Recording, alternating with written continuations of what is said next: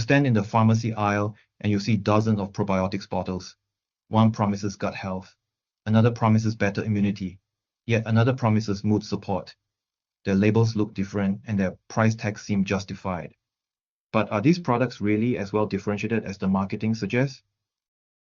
Researchers at the University of Virginia decided to test this and analyze 352 over-the-counter probiotics sold at CVS, Walgreens, and Walmart, America's three biggest pharmacy chains. They wanted to know what was actually inside all those bottles. They found only 36 unique species of bacteria in total, including the two most common species, Lactobacillus rhamnosus and Lactobacillus acidophilus. More than half the products contained just a single species. Here's why that matters.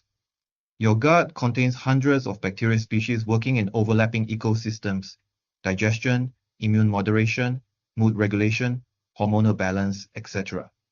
These are separate biological functions with different residents performing different roles.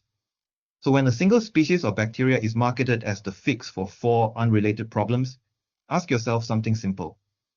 Would you trust one mechanic to also be your dentist, your therapist, and your accountant? A single organism occupying one ecological niche has no plausible way to run your entire internal ecosystem. So why does the label pretend otherwise?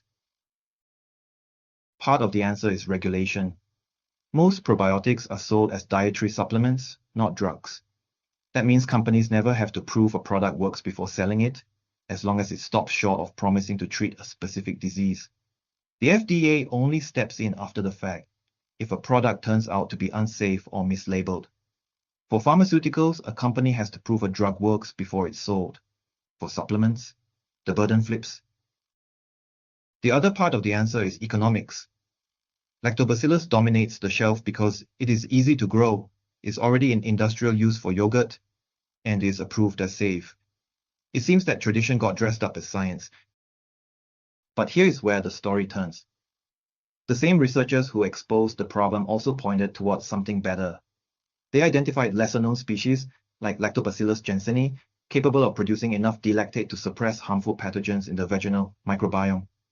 Along with this data, they built a computational model called HAPA-Pro, designed to match specific bacterial strains to the ecological role they can actually fill, rather than selling one strain for all the jobs. What would it look like if your probiotic was chosen the way a doctor chooses medicine, matched to a specific problem instead of picked off a shelf because it was cheap to grow? The next time you stand in that aisle, look at the different bottles promising different miracles.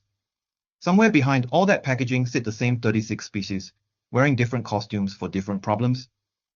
This is not the first time certain aspects of the gut health industry have shown you more certainty than the science actually supports. Check out this video to see how microbiome testing companies have produced different results from the same sample.